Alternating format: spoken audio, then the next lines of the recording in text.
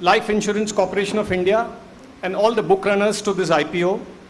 I take great pleasure in extending a warm welcome to each one of you on the occasion of this truly historic moment for Indian capital markets in India, which is the listing of the Life Insurance Corporation of India. On a lighter note, before I introduce the dignitaries on the dais, all of us in this country are used to corporates and individuals standing in front of the senior management of Life Insurance Corporation requesting for their support for their issuances. Today, I think we're witnessing something different, which is LIC is here to make a presentation to the media and the investors on the occasion of its IPO.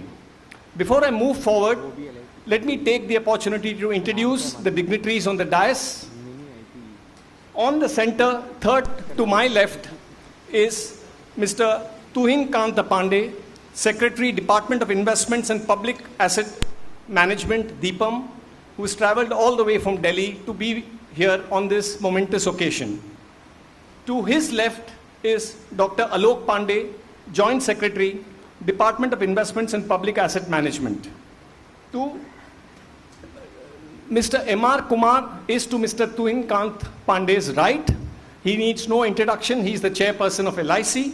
And to the extreme right is Mr. Amit Agarwal, Additional Secretary, Department of Financial Services Government, which is DFS.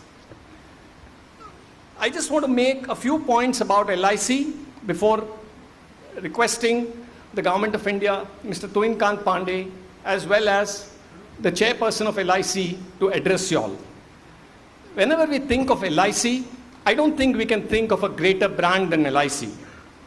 So it is the fifth largest life insurer globally, amongst the top 10 global by total assets on the basis of fiscal 21.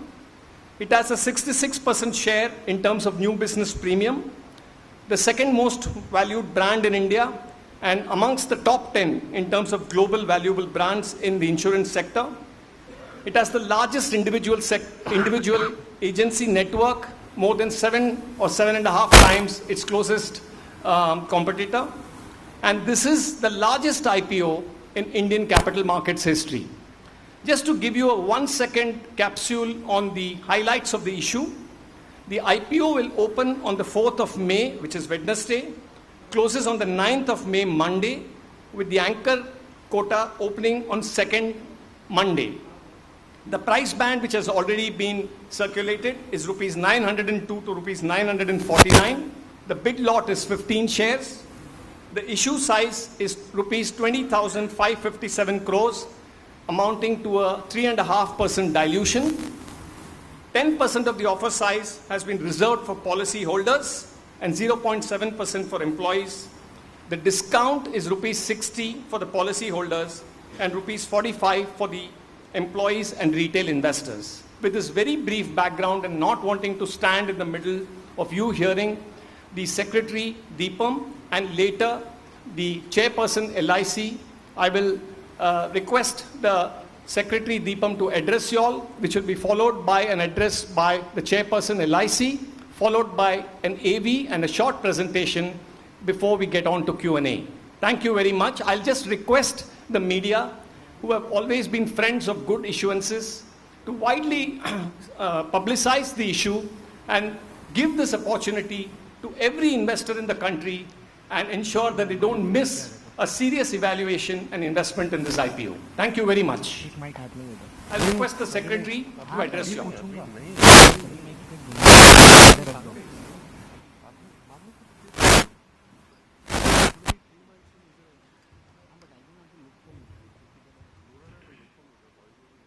Chairman LIC, Mr. Amit Agarwal, representing Department of Financial Services, his Additional Secretary, my colleague Alok Pandey from DIPAM, and Mr. Srinivasan, Mr. Ramesh, and friends. I think we have been waiting for this day for a long time. Government had a strong commitment to list LIC. and it was reflected in Honorable Finance Minister's budget speech, and subsequently the Parliament also passed the Act, LIC Amendment Act, to enable LIC IPO. LIC is a strong corporation of people of India. Listing of LIC is a part of long-term strategic vision of the government and will be high value enhancing for LIC in the long run. The current IPO is the first step of long-term value creation for LIC shareholders. Government is committed to provide good investment and wealth enhancing opportunity to millions of Indians. This is right-sized considering the capital market environment and will not crowd out capital and monetary supply given the current environmental constraints. We expect significant retail participation in line with our vision when we first started discussing the IPO. This is an opportunity for the Indian consumer to participate in the wealth creation of one of India's most valuable corporation.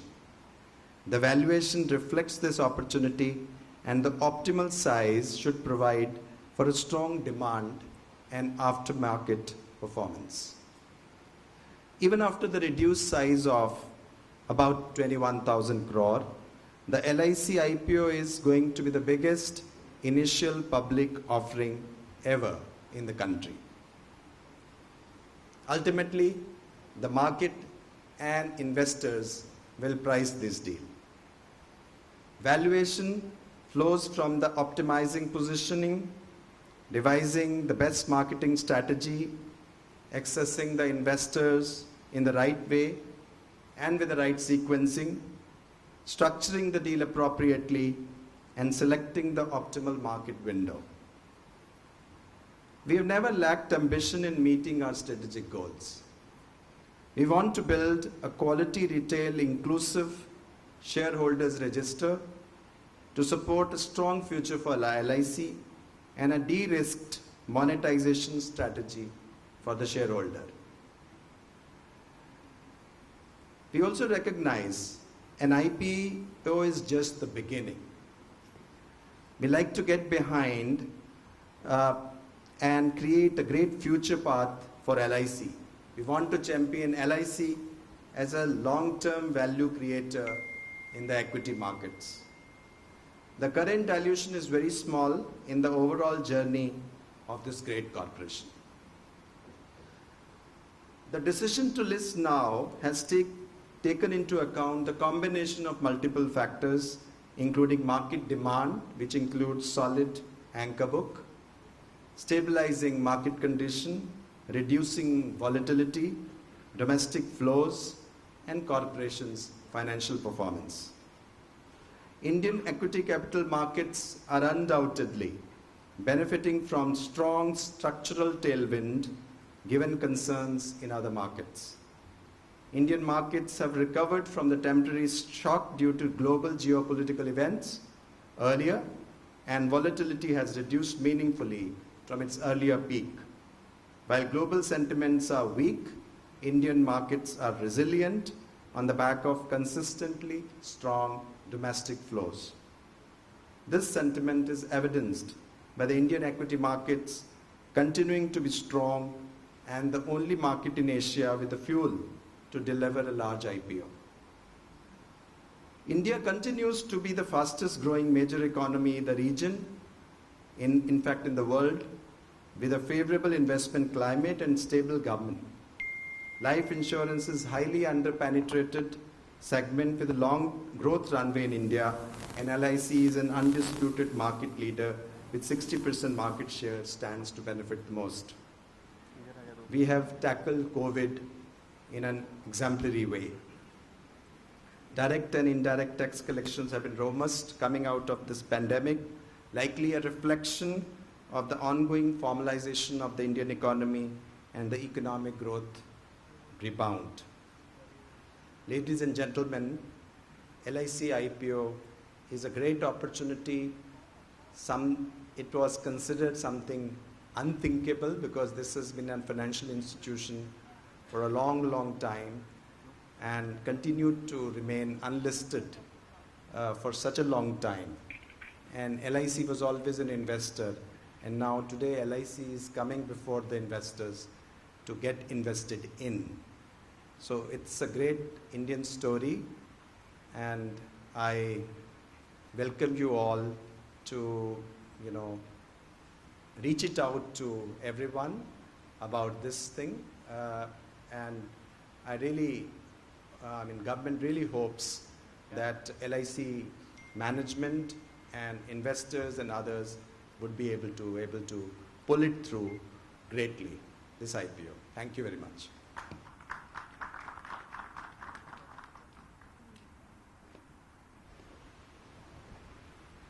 Good afternoon, everyone.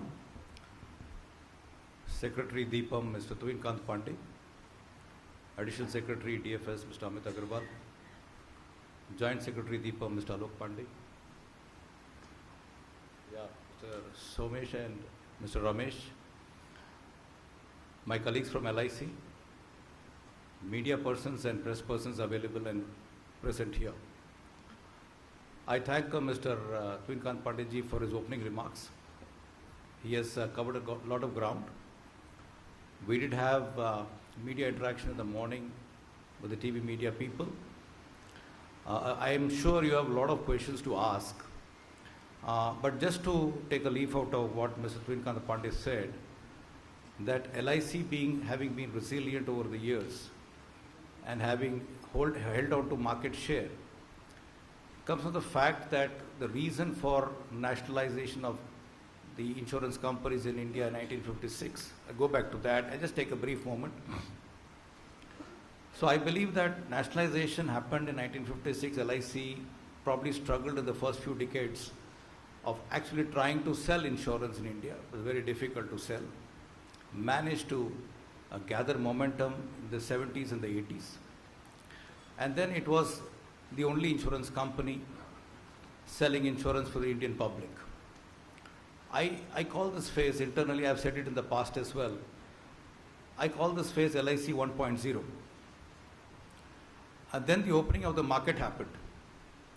And contrary to what people thought, LIC adapted to the competition, it grew its technology, it made strides in competitive market, and held on to more than normal market share not seen elsewhere in the globe. So I call this phase LIC 2.0. And now that the time has come for LIC to be listed, I believe all LICians will work together to make this a huge success. And from now on, we will call it LIC 3.0. So I thank all of you for being here today, and hopefully together we can make a real impact. Thank you very much.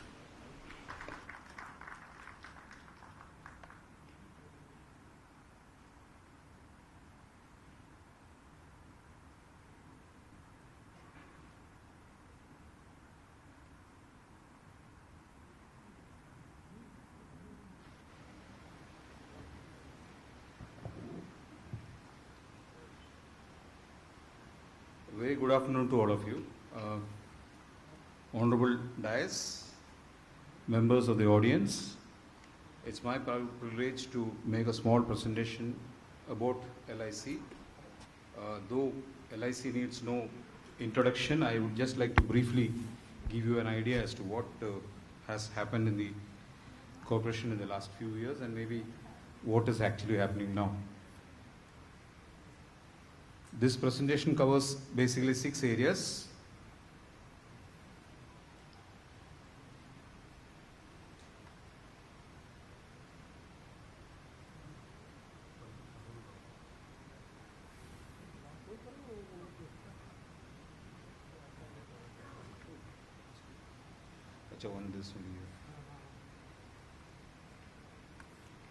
These are the 6 areas that I'll be covering: the overview, the customer franchise, the business highlights, actuarial matrices will be covered by my friend, and strategic priorities and outlook with a value proposition. Uh, LIC has been the pride of India. We are the second largest life insurers in India, and brand LIC is the third strongest global insurance brand, with a 279 million policies being serviced and having about 1.33 million agents on its road. We are the strongest, we have the strongest distribution network in India and operating efficiencies which are driven by technology and an established track record of profitable growth. The first life insurer in India, fifth largest by the world, in the world by life insurance gross written premium. We are the 10th largest global life insurer in total assets, with a 64% market share as of 31st March 2021, which is almost 8 times the nearest competitor. If you look at the scales, we are 21 million individual policies sold against the 12.7 times the nearest second largest life insurer. INR 1843 billion. First year new business premium underwritten, which is 66% of the market share. Customers and distribution, if I look at 1.33 million agents again, and that is 55% of the total agents of the entire Indian industry. And their productivity levels are also much higher at 15.3 in comparison to 3.9 policies per private insurer. The premiums underwritten, total premiums and the embedded value, if I look at, we have INR 5,397 billion embedded value, which is the second largest, which is in comparison to the second largest life insurer, 15.3 times larger. INR 40,122 billion assets under management, which is again more than 1.1 times the entire Indian mutual fund industry, and 77% is a 13-month persistency ratio, and 62% is a 61st month persistency ratio, which actually points to the stickiness of our customers. I can hear you. Tell me. 98.6% of the individual death claim settlement have happened in the last financial year, and this has been a record of performance which the corporation presents. This has been an illustrious journey of 65 years. We started in 1956 by merging 245 companies. Today, we are the market leaders by a large difference, 66% market share in NBP in the year 2021. And even after 20 years of liberalization with a 66% market share, we still continue to be the force to reckon with in the Indian industry. The renewal book is very strong, with 63% market share, and we have almost covered 100% of the entire country, with 91% of the country being covered by our brick and mortar offices. We have a differentiated business model with deep, very competitive moats, unmatched scale, with fifth largest global life insurer, and a brand which is trusted like no other in India. We have a cross-cyclical and comprehensive product solutions and an unrivaled distribution network, as I already said, with a dedicated focus on technology. We have been the pioneers in bringing technology to India. In the 1960s, we were the beginners of mainframe computers in India. Strong investment and financial track record. We are probably the largest institutional investor in India, and of course, very strong risk control measures, which is the basis or the foot on which we stand very strongly. Moving on to customer franchise and distribution reach, we have an unmatched scale and consistent record of growth. As I already stated, we have 1,843 billion new business premium, which is almost 9 times the nearest competitor, and of course the growth has been consistent in the business cycles across. Even in the COVID times, we have been consistently able to show growth rate even in the new business premiums. We are a trusted brand, second most valuable brand in India, and with the name that we have carved in the last 65 years of our existence, we are the 10th most valuable insurance brand globally in the year 2021, with a brand strength index score of 84.1 and a brand value of $8,655 million US dollars. In fact, the strength of the brand is such that 75% of the individual policies sold by LIC in India has been sold to new to LIC customers, which means that customers buying insurance still prefer LIC over other competitors. We have a product portfolio which comprises of 16 participating products, 16 non-participating products, 11 group products and 7 riders. But the strength of the corporation has been the strong dominance of par products in our portfolio, which actually creates a balance sheet which is relatively low on interest rates and liquidity risks, which also lessens the burden on guaranteed returns and lowers capital requirements. With a reduced reinsurance requirement, also creates a sticky customer base, which gives us an opportunity for resell and upsell. If you look at the product mix, we have 92.2% of our products coming from par and in the APE segment as well. The strength has been our par, but I would like to also mention here that we have diversified into growth in non-par. If you look at the growth that we have shown in non-par, it's 15.5% CAGR in non-par protection. In non-par savings, we have shown a growth rate of more than 31%. Non-par unit-linked products, we have shown a 369% growth rate in the year 2021 to 2019 to 21 period. And of course, in the annuities and pension, we have shown about 11% growth rate in the last 3 years. And in the annuities and pension segment, we hold almost 77% market share. Group insurance is a volume play for LIC with a market which is expected to grow at a 17.5%. We have almost a 72% market share. And in the annuities market, we have 82.7% of the employed population, 77% of the market share in annuities with a there's a almost 9%, 9 times more than the nearest competitor.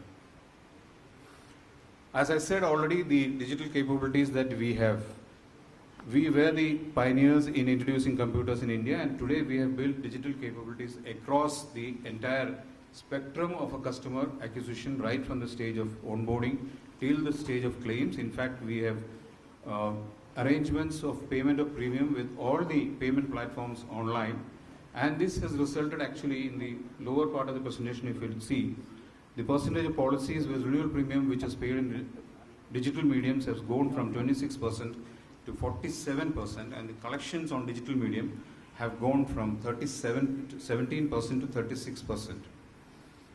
We have probably the largest geographical model in India with presence right from the Himalayas to the seas on the south. If you look at, we have 91% of the districts of India covered with our brick and mortar offices, but our agency force gives us a presence which is spread across the entire geography of India, even beyond, and a market leadership in rural areas with 67% of the business written in rural areas being written by the LIC. But the presence of rural doesn't mean that we are weak in the urban area. In fact, only 13% of our premiums are written by rural areas. 87% of the premiums are written by metro, urban and semi-urban areas. And the geographical distribution of agents also, if you look at it, is almost even, with 48% of the agents in the rural areas and 52% in the urban areas. Now the channel network which we have been talking about, the distribution pattern that we have the biggest strength of 1.33 million agents exclusive to LIC, 70 bancassurance partnerships, 69 corporate agents, 83 brokers, 63 insurance marketing firms, 4,409 premium points, active micro insurance agents of 2,128 and 3,607 branches and satellite offices. But the strength has always been the agents who underwrite almost 96% of our business in the last 2 years. But then I would also like to stress here that even though agency has been our strength, we are also finding a growth trajectory in the bancassurance channel.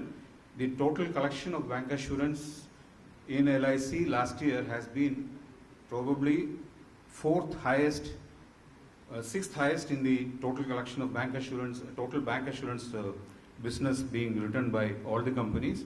The first four of the bank assurance, the first four companies being bank partners. So the growth is there in bank assurance channel, and we are poised to grow exponentially in the bank assurance channel in the coming years. Agency network, as I said, we are the strongest. We have 55% market share, that is share of the total number of agents in the market, which is 7.2 times the nearest peer, that is ICICI Prudential, 7.2 times. And I also would like to take pride in saying this, that we have the productivity which is the highest in the country in per agent productivity number of policies at being 15.3 as against 2.2 of the listed average, listed peers average, which is 7 times, and of course 418,000 rupees premium, which is again 2.2 times the productivity of the listed peer average. The average agency has been growing at an average of about 7% in CAGR in the last 2 years, and now we also have the largest contingent of professional agents anywhere in the world. The $1 million roundtable criteria is supposed to be the performance benchmark as far as an agent is concerned universally, and we have 19,393 agents who have fulfilled the $1 million criteria as of 31st December 2021. This is the largest contingent, as I said, in the world. And 81% of our agents are recruited from the 18 to 40 years age, that is the millennial age. And the loyalty and the longevity is shown on the right side of the graph. The agency force turnover is a major concern in most of the insurance companies. We have 59% of our agents who have been working with us for more than 5 years, many of them working with us even for as high as 50 to 60 years. And the mix, if you look at, only 9% of our agents are above 60 years. The 18 to 25 and 26 to 40 bracket contributes about 42% of the total agency force of LIC. Now moving on to business highlights and financial performances. LIC is unmatched in scale, whether it is in the new business premium underwritten or the individual policies sold or the strong renewal book, which is as visible here, 9 times the number of 9 times the premium of the nearest competitor and 11 times the number of policies sold by the nearest competitor, and of course the renewal book, which is 7 times more than the nearest competitor. The operating efficiencies we have been continuously focusing upon. We work with the second best operating efficiency in the country at 19%, and the profitability has been best in class at 1.5 times the nearest peer. And the persistency metrics, if you see, we have a 68% persistency at 13 months and a 62% persistency at the 61st month. This is an indication that our customers are sticky. If you look at the comparative persistency of all the listed peers, mean persistency of the listed peers is only 52%, whereas LIC's persistency at 61st month is 62%. Now, if I look at the assets under management, we have 15.6 times the assets under management of the second largest private life insurer at 40 billion INR, the assets under management, which is 1.1 times the assets under management of the entire mutual fund industry in India. And if I compare the assets of LIC of India, assets under management of LIC of India against GDP of India, the LIC's assets under management is almost equal to 17% of the GDP of India in the financial year 2022. We manage 76.5% of the insurance industry's assets under management, and our assets under management have been invested, diversified, with 25% investment in equity, 38% in government securities, and 24% in state government securities. 9.8 trillion investment of equities have been done as of December 21, and 95.9% of this has been invested in sovereign and AAA rated securities. Now, because of managing such high assets, we are subject to very high risks.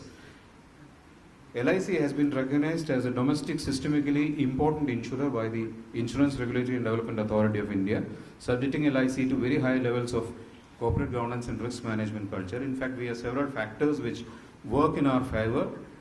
First of this being the large geographically diversified customer base and a par-dominated product portfolio, as I already said, which actually serves as a natural hedge for the risk that we have.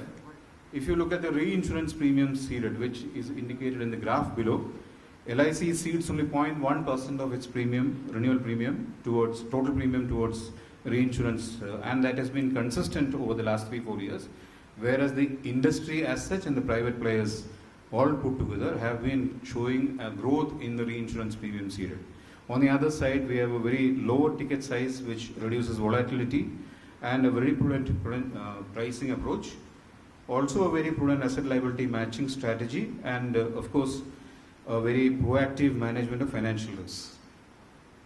I think the next part, this of course is the management team and the board of directors, a very strong corporate governance framework. The management team consists of a board which has got 15 members, one of which is a government nominee, 5 of our chairman and MDs, and the remaining being nominated directors. All of them have excelled in their respective fields of work and have been very distinguished board members. And of course, a key management personnel group consisting of officers who have more than 35 years of experience in the insurance sector amongst themselves. Now, I request my colleague to take over on the actuarial metrics. Thank you, Mr. Muralidhar. I'll be taking you through two important metrics of life insurance industry.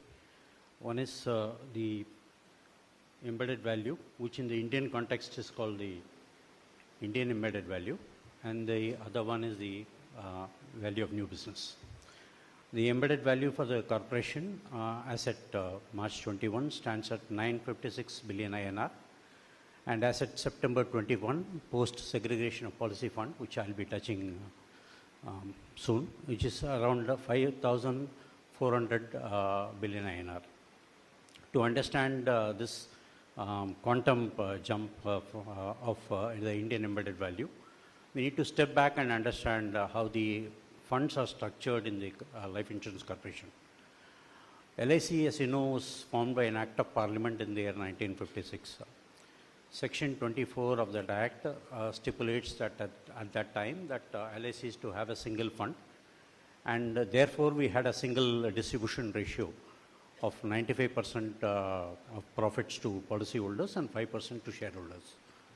In the year 2012, this was amended by the parliament, which allows the distribution pattern to go from 95.5 to 90% or more. Even though the amendment was made, the government allowed LIC to continue with 95% to policyholders, with an option to revisit it in future. Consequent to 2021 amendment, Financial Amendment Act and the LIC Act, the LIC Section 24 was amended, allowing to maintain two funds for policyholders. One is a participating fund and the non-participating fund. The distribution pattern under the policy participating fund is given in the bottom of this slide, and it takes a glide path from the 5% to shareholders to 10% over a period of 3 years, and the distribution under the non-par continues at 100%. Now, the embedded value before bifurcation takes credit to the extent of the maximum of 10% from the funds, whereas post bifurcation under the non-par business, the credit increases to 100%. So this is the main reason for the increase in the embedded value. Coming to value of new business, the value of new business of the corporation as at half year 22 stands at 15.83 billion INR, and this has to be looked at considering the fact that quite a sizable chunk of new business comes in the last quarter. If you look at the right side of the slide, by VNB margin of the corporation for the various lines of business, we find that the individual non-participating book, the margins are quite strong. And given the fact that there is a focus of corporation towards the non-par products, the overall margin, which stands at 9.9% for the year 21, and for half year it is 9.3, this is expected to go up north.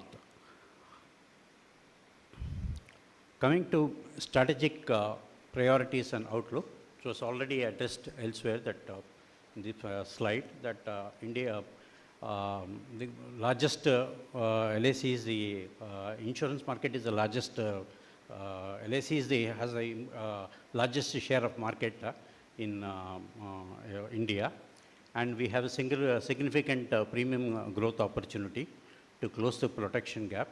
There is a significant rise in the household savings with increasing preference for the insurance products. There are potentials for growth that capitalize on the life insurance sector growth opportunity, diversifying product mix by increasing a focus on non-par portfolio, and reinforce and diversify into the various channels, including the banca and other digital channels, and therefore enhancing productivity, and continuing leverage on the technology, whereby we will be able to use the analytics and other IT support to improve on the and drive the customer efficiency. The potential for growth, there are the levers for potential of growth. Is one is what I have already covered, which is the bifurcation of fund and the distribution of surplus distribution policy, which has been framed by the corporation. And this is enhanced by commercial levers through the various campaigns for revival of policy and enhanced customer engagement. There is our financial levers where the corporation continue to embark on the strategic asset allocation continued with the market cycles and changes in the market conditions. The value proposition, the corporation brings a value proposition for all the stakeholders, by which the growth levers and the other levers which I have covered earlier will provide a good opportunity for all the stakeholders, and the higher persistency at and the stable long-term products and the indicate sticky customer base supported by a strong brand value enhances the value and will be a good proposition for the shareholder, all the shareholders. Thank you. Thank you. We are playing the AV now. Can we play the AV now? Corporate AV?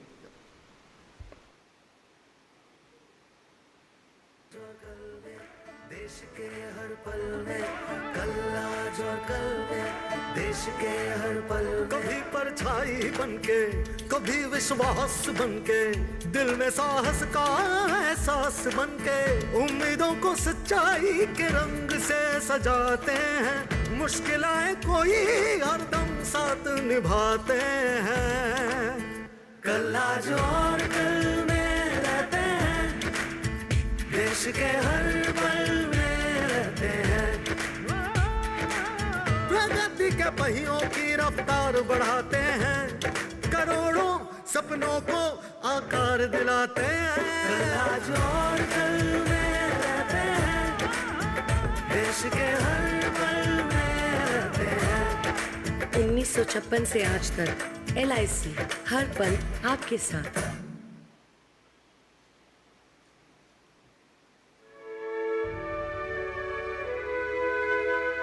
The year was 1956. A young, ambitious India put its heart and soul behind a path-breaking vision to support every Indian to progress with security, protection and self-confidence. And with this mission was born the Life Insurance Corporation of India.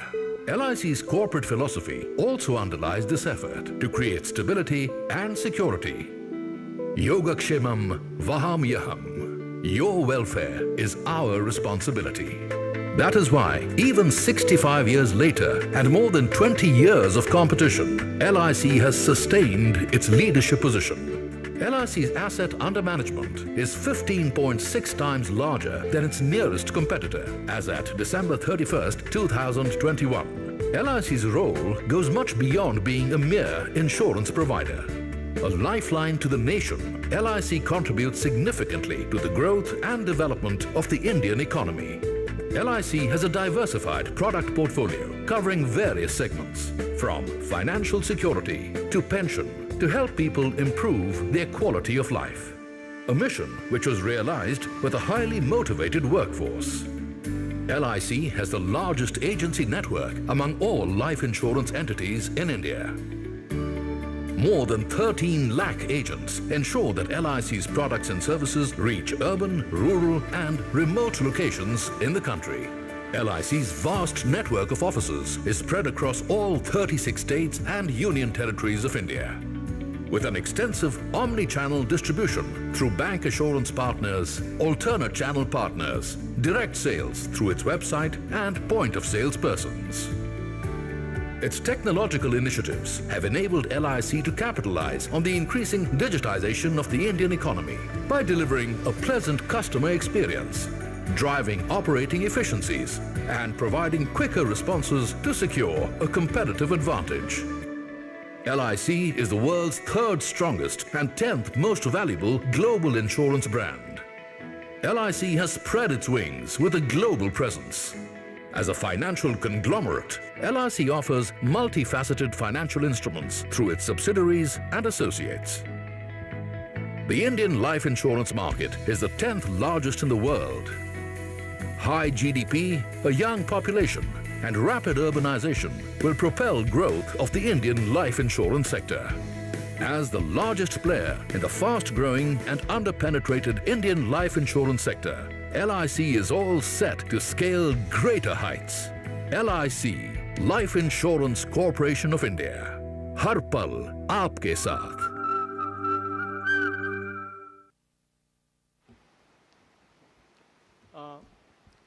So we will throw up the session for some questions. I'll request the media reporter to identify yourself, give your name, and please ask your questions.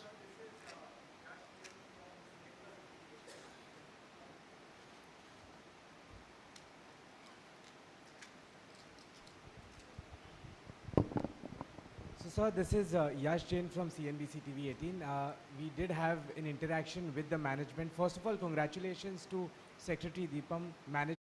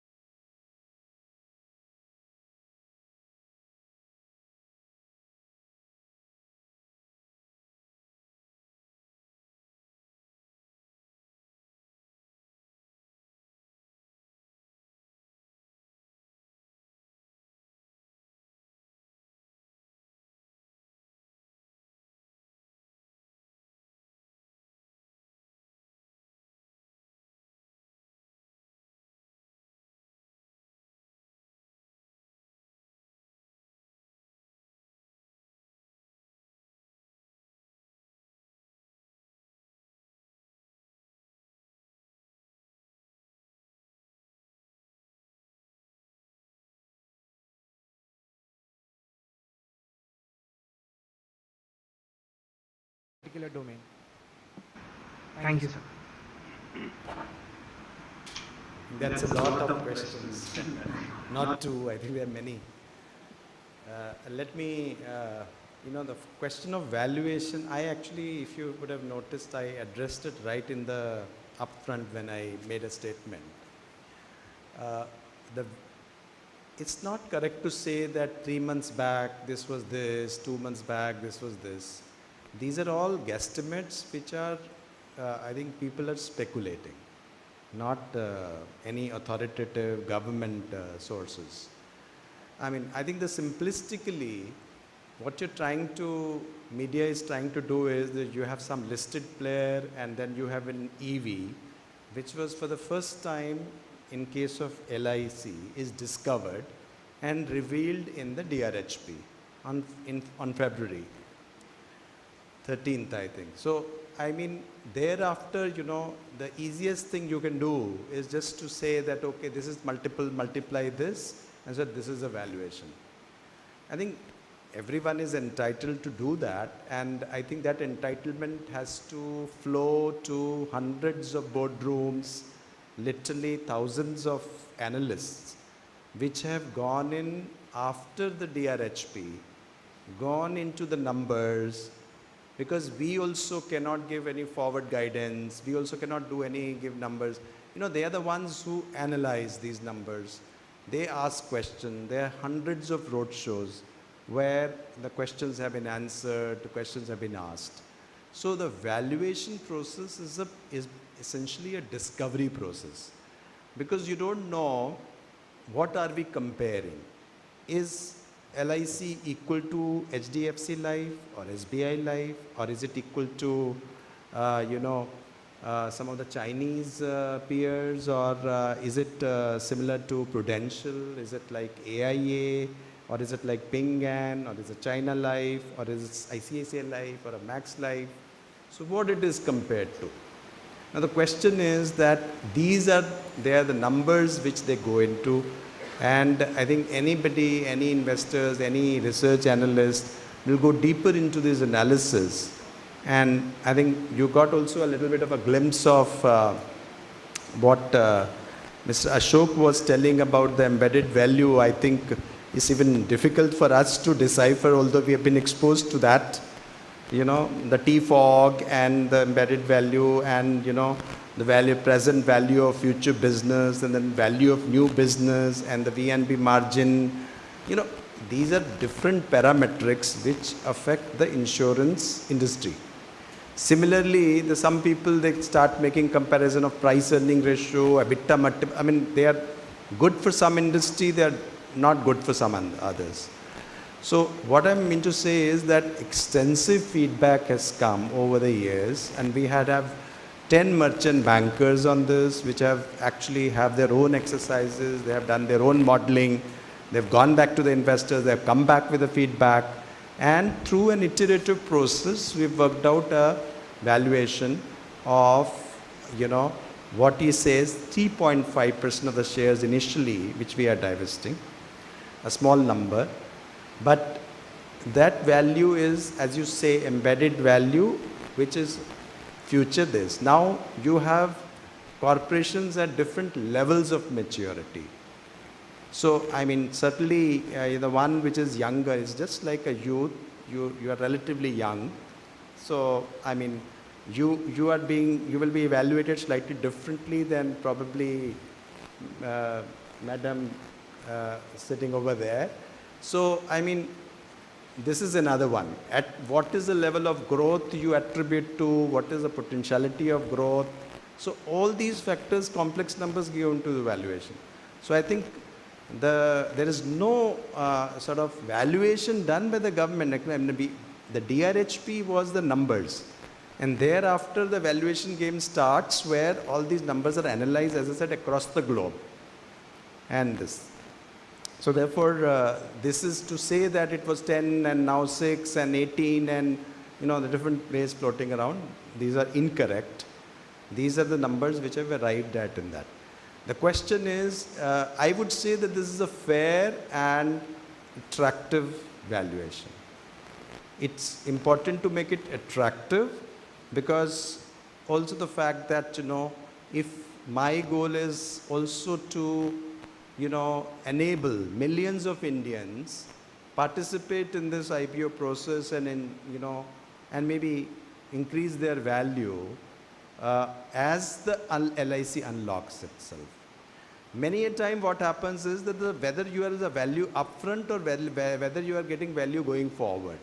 If you are having a corporation, and that too as large as LIC, I think many a time investors would like to really say, okay, let it demonstrate the growth performance or VNB margin performance and others going forward, and then we'll value it accordingly and your prices will rise. So it's like, and if you rise, you know, the people of India will still be retaining that 96.5 and that value will also rise too. So therefore, I think this is that's why I said valuation flows from optimizing positioning, devising best marketing strategy, accessing the investors in the right way, right sequencing, structuring, deal appropriately and selecting the optimal market window. So these are complex 5 factors which actually will determine valuation of a company. It's not as simple as that, is multiplying a number from some number obtained from somewhere. That's one, I think, question number 1.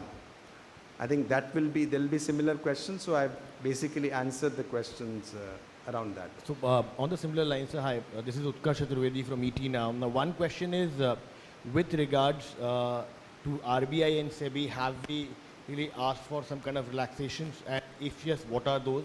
Secondly, a very important part is that the divestment target in the starting was around 60-65,000 crore rupees from LIC itself. Given the fact that we're talking about 21,000 crore rupees here, will we be able to meet the same from LIC in this financial year itself? Will that be something which we'll be able to achieve?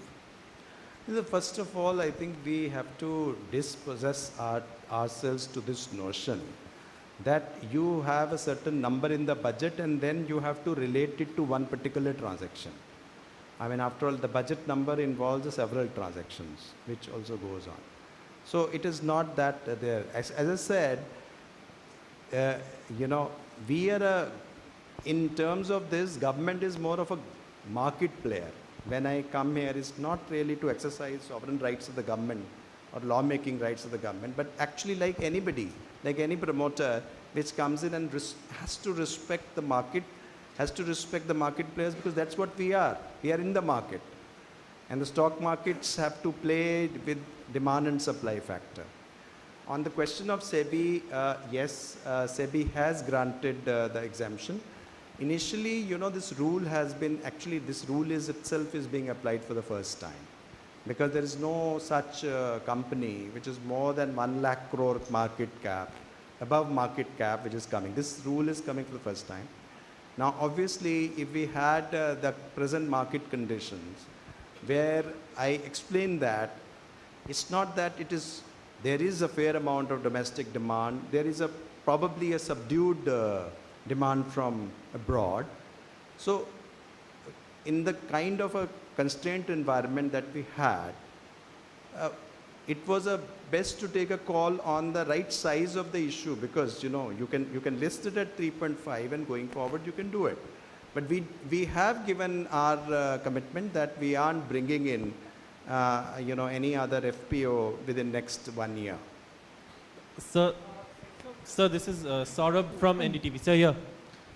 Sir, you mentioned constrained situation. So then there's been a lot of question on the timing as well. Why now, if the situation was constrained? Do you think this was the right time, or as some have opined, would waiting a bit longer would have worked better? I can, once again, I draw your attention to my statement, which was because I had anticipated all those questions and put my statement up front, but probably it was more abstract and therefore you would like to have a more nuanced answer. Now, you know, what did I say? Decision to list now has taken into account a combination of multiple factors, including market demand, which is an anchor book, stabilizing market condition, reducing volatility. That's why we actually postponed this issue from March, because we did have this concern when things were very high. So domestic flows are important, and we are seeing domestic flows because the fact is that, you know, there have been, you know, FIIs have, you know, if they have withdrawn, the domestics have filled in. So there is a domestic demand, especially for LIC. We have this, you know, feedback and inputs that there is quite a bit of a domestic demand. And then you have a corporation's financial performance. And the second thing is, what is really a good time in the market? And if you really ask anybody, I mean, nobody can actually predict the markets. because markets are always influenced by the world events. Now the domestic as well as world events.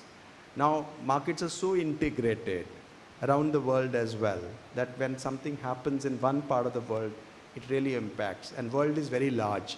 So you can't say that, 4 months down the line, you will have this thing and all that.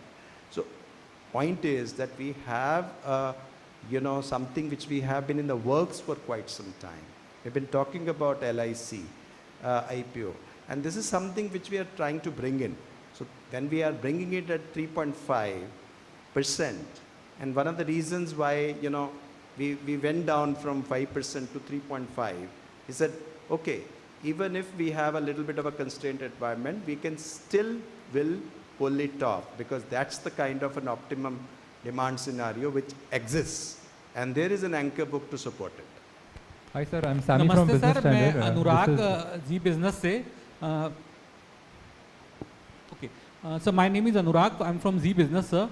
Sir, अभी आपने कहा कि अगले 1 साल तक कोई FPO नहीं आएगा, लेकिन जो सेबी के नियम है उसके मुताबिक अगले 2 साल में 10% तक आपको हिस्सा कम करना है, तो वहाँ पर कुछ और आपके द्वारा छूट मांगी जाएगी क्या, जिस तरह से अभी आपने छूट ली है? इसके अलावा सर, जो एलआईसी की हिस्सेदारी है आईडीबीआई बैंक में, एलआईसी तो बोल रहा है कि भैया हमें आईडीबीआई बैंक में बने रहना है क्योंकि कारोबार के लिए काफ़ी मददगार है, बाकी सब कंपनियों के पास भी बैंक है. तो क्या आप एलआईसी को आईडीबीआई बैंक में बने रहने देंगे या फिर पूरा हिस्सा बिकवा देंगे?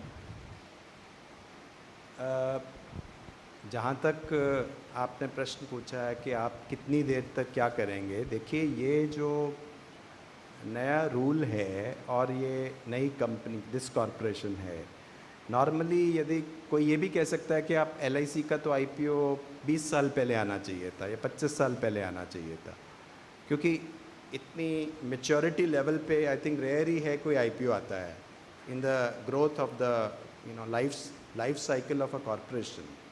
तो रिलेटिवली अर्ली ऑन आता है क्योंकि उसको यूज़ कैपिटल रेजिंग के लिए किया जाता है, उसको ग्रोथ के लिए किया जा सकता है. हमारी काफ़ी वेल ग्रोन कॉरपोरेशन है, तो ऑब्वियसली यदि जितना बड़ा साइज़ मार्केट कैप होगा उसके हिसाब से डाइल्यूशन में उसका क्राउडिंग और इफ़ेक्ट देखना पड़ेगा. सो जो आप कह रहे हैं कि मतलब एक जो कंस्ट्रेंट एनवायरनमेंट है कि 25% आपको MPS 5 साल में लाना है, वो उस तरह का जो कंस्ट्रेंट है वो आएगा इसमें कॉरपोरेशन में, and it may not be feasible. So उसको जब हम इस रूल को, बिकॉज ये पहली बार ये वाला रूल इस तरह से आया है लार्ज कॉरपोरेशंस के लिए, तो उसको हमको बातचीत करके उस समय पे अप्रोप्रिएट टाइम पे उसको सुलझाना होगा. तो इसलिए यू आर राइट कि फिजिबिलिटी, अब जैसे आपने बोला कि जितना बड़ा आपका मार्केट कैप है उस हिसाब से यदि उतना डाइल्यूशन होता है तो उस डाइल्यूशन के काफ़ी सारे इम्पैक्ट होते हैं मार्केट में, और माइनॉरिटी शेयर होल्डर्स पे भी इम्पैक्ट होता है, तो वो सब ध्यान में रखा जाएगा.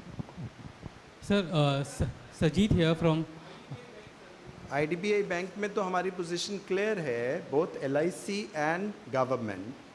हम लोग आईडीबीआई बैंक से एग्जिट करेंगे, एटलीस्ट मैनेजमेंट कंट्रोल तो एग्जिट करेंगे ही उसके साथ साथ.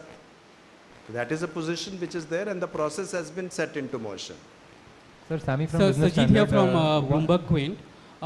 Sir, you mentioned here, sir, here.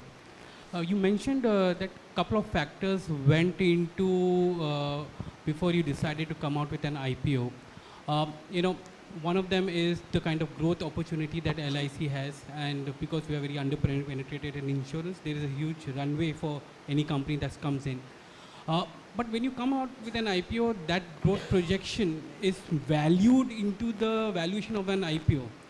We saw that happening with many of the new age companies which don't even have a cash flow, and it got enormous value and which got eroded. But in the case of LIC, there is a business model, there is a cash flow which is there and growth there, and still we have decided to come at 1.1 times.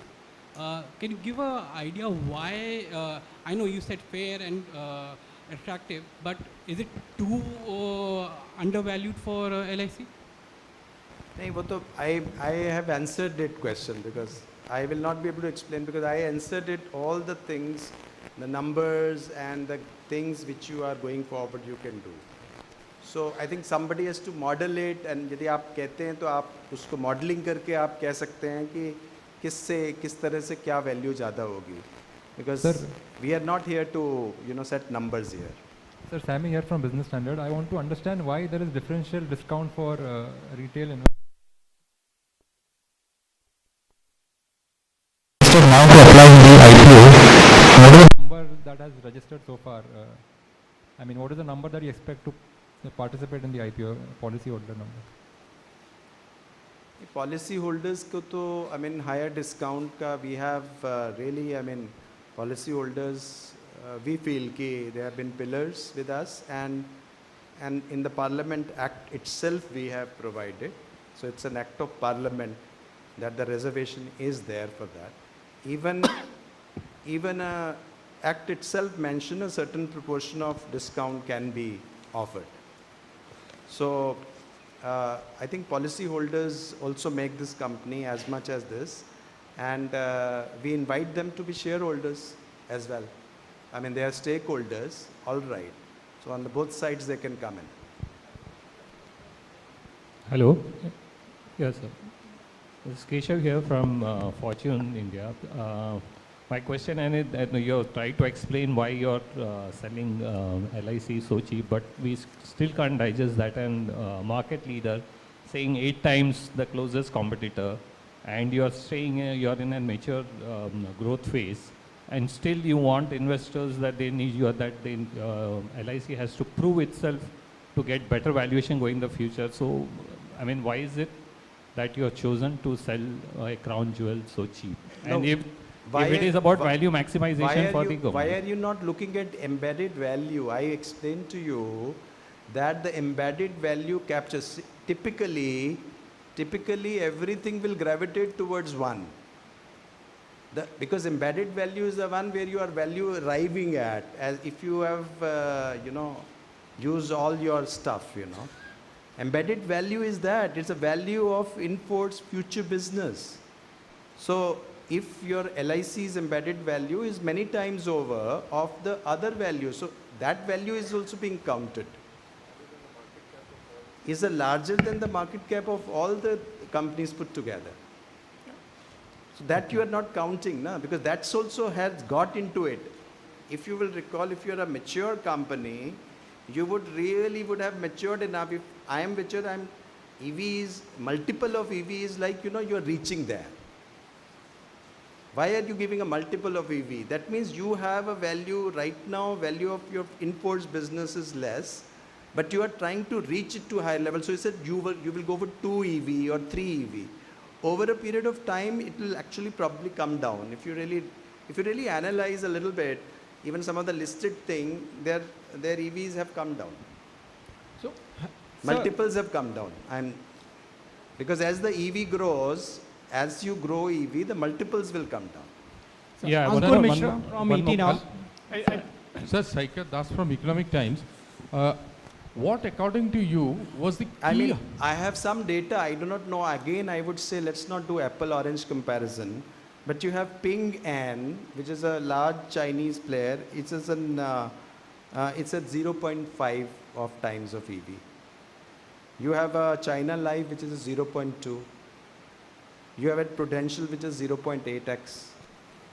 So, please try and understand that this apple and orange comparison is not the one, because EV itself is a very complex exercise. It is the value of in-force business on an actuarial basis. So all your future flows for your existing policies have to be measured and brought it down to a present value.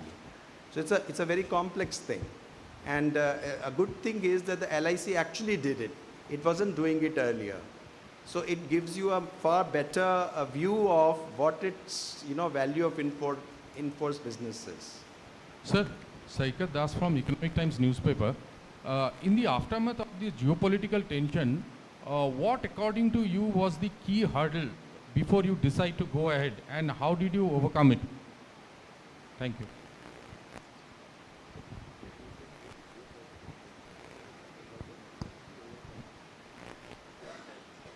No, first of all, we waited because We wanted to do it in March, but we have waited. One can argue, why don't you wait more? So it's a matter of thing. In future, we don't know. We can just, but we have relatively said that it is a doable. And when we are saying doable, we are taking a call not based on what I personally feel, because we as a person is not as important as a whole lot of people who are supporting us. They bring that message, and that's the message which we take. We have professional advisors which will take their opinion and go ahead. This is Ben Ankur Mishra from ET Ben now. from PTI. Sir, you have already mentioned about the dispensation which was sought from SEBI. Was there any relaxation which was sought from RBI as well, especially on the financing by NBFCs, which is there is a ceiling of 1 crore? And second question, sir, you have quite elaborated on the valuation front and also why 3.5%. But what is the underlying message when you are going with just 3.5% instead of 5%, which was the intention at the time of filing of DRHP on February 13? Thank you. I have said it. Optimal, when you see you have your optimal size is dependent on the situation that you are in. So आप भी बताइए ना, आपको Covid में शादी करवानी है, आपने कैसे कैसे करवाई है शादी? वहाँ से वरमाला पहना के इधर से करके आपने सब कुछ किया है. मतलब point is कि there is always a way to do things. The point is not doing things is the easiest thing one can say. Okay? But there is a domestic demand. I mean, should we disappoint them? May I just take the liberty? People have been asking कि LIC का IPO कब आ रहा है? Should we disappoint them indefinitely?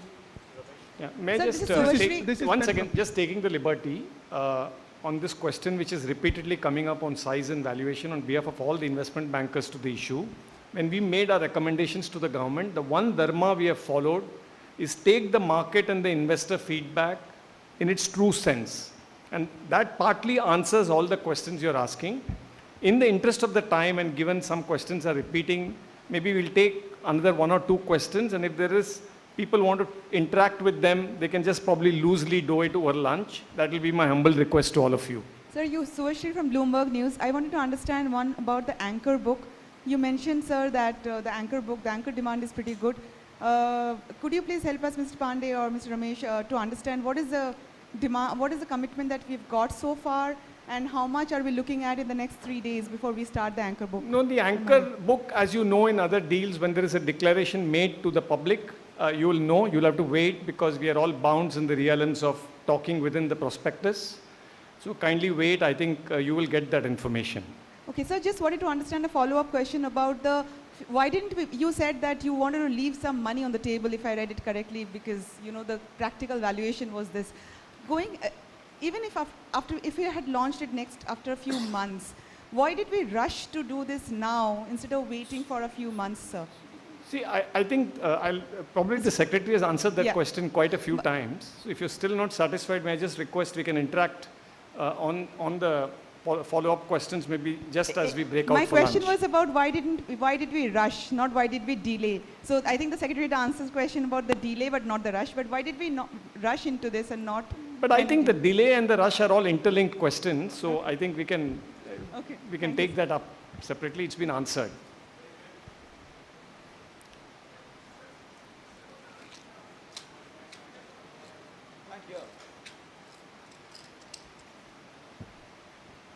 The tax collection went up by more than 5 trillion rupees above the revised budget estimate. So government is not fund-starved. So why couldn't they wait for an opportune time? This is to the secretary, not to the IBA. Waiting for the issue because it's already beyond April. He's saying it was not required for the budget. Did we want to wait more? Pardon my saying that when you say a budget announcement is made, it is not only that, you know, it must be fulfilled by 31st March. We try to, but the point is that when you have a difficulty in a month of March and you know that you can't launch it. So that difficulty still continues, right? No. The difficulty still continues, and the government has collected 5 trillion rupees more than what it's budgeted for from taxes. So where is the urgent need for money now? Further need for what? I'm not, it's not clear to me. No, the tax collection has been more than 5 lakh crore from the revised budget estimate. So the government has money, so why are you getting this 21,000 now? You could have waited for a better valuation. No, the money is always required for the government. I mean, mind you that, I am yet to hear this thing, government, always we required receipt. But you had a windfall of 5 trillion. No, we require receipts, pardon me saying that, we require receipts, we have to meet this budget also. The budget is relentless. Yeah. Every day there is a spending. Sir, I have a question on LIC's profitability. We want to have capital investments. How do we make capital investments? Can we make this the last question, please? Yeah, I have a question on LIC's profitability. So for FY22, I mean, given the market cap and size of LIC, the profits that you make are quite meager. So there's a criticism that LIC is structured in a way that it's policyholder friendly company and not shareholder friendly. So how would the company balance this two interests between shareholder and policyholder? And also on profitability, I mean, given its size, it's quite low. So what are your thoughts on that? LIC. This is on profitability of LIC. Can you request? Yeah, thank you. So I think, as we all heard, Secretary and all of you saying that policyholders have actually made this organization, but now that we are changing over with the listing, I'm sure the shareholders also will have to have their share. So going forward, already the Act was amended to be in line with the rest of the industry from 95.5 to 90.10, you're aware of that. And we will take all measures required in terms of shareholder value creation going forward. And there are many things that we are doing which I can't obviously state as of today, but maybe post-listing when we meet, maybe after Q1, there are many things that I will be able to share with you at that time. Sir, this is Joel Rebello from the Economic Times. Sorry to barge in. My question is to Mr. Pandey. You, by your own admission, have said that you all are dependent on domestic inflows. Right now, FIIs are pulling out from India. That's the story for the last couple of months. Yeah. How then would you, ensure that there's enough demand on the anchor book, or because these guys are the ones who will probably create a base? So how will you ensure that there's enough demand and your stock is sold as such, basically? There is enough demand, and when I was making a general point, FII is not coming in, that doesn't mean that the FIIs are not coming in this, for this transaction. So you will see, I think the anchor demand is strong, anchored book is there, because we have received the feedback from all our advisors and merchant bankers, and they have advised us that there is a strong anchor demand, and you will see the book. I think you may have many questions. I'll request Sanjay to propose a vote of thanks. Hi, sorry, just a last. And thank you very much. Can we just do one last question, please?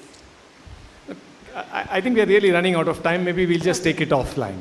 Okay. So, I just wanted to share on behalf of a lot of my investment banking leaders are all sitting here. So I wanted to share on behalf of all of them that, while we are sitting on a fairly momentous occasion, IPO of Life Insurance Corporation of India, but the efforts that Secretary Mr. Pandey, Joint Secretary Alok, Mr. Agarwal and Mr. Kumar and his whole team at LIC, what they have unraveled through and what they have pulled through in the last few months is quite staggering. And I can only say on behalf of all of us who've been played a little role in this process, that this has been unthinkable and unseen, I think, in any context, public, private, government, non-government. And I think that's the real acknowledgement today, that, while the government took that decision, a strategic decision, that this is one of the government's objectives to list LIC, put it on a path of a lot of future value creation, but that effort and unraveling and the commitment that has gone behind this by, Secretary Disinvestment and his team is something that I think we should all very gratefully acknowledge and thank everybody. More importantly, I think I could also see a lot of the questions around timing, valuation. You should also acknowledge that India is possibly the only market that can afford and give an offering of this size and stature in a volatile global environment like this. And it's a sign of India's, I would say, revised standing, not just in the context of growth and capital markets, but also its revised standing in the geopolitical order and how it is going to attract future capital flows. it reflects all of that to have the confidence to come and launch a $3 billion issuance, which frankly no other market has seen of any consequence in the last 3-4 months since this period of global volatility started. So I think you see a multiple set of objectives kind of getting fulfilled here. And I think in the final analysis, this is just a start. And this is going to be a very diverse and inclusive process, which is why Secretary is repeatedly reiterating that this is really for all of India. You have the anchor book, you have the FPIs, you have the domestic investors, but you have a very large retail population. And what was exposed right in the beginning on LIC's objectives from this IPO was to have the whole of India participate. I think that will be the true success of this IPO, not just the starting valuation or not just the starting size. I think we are setting the runway for a tremendous growth of possibly India's most valuable company. Thank you very much for being here. Thank you for spending this time with us.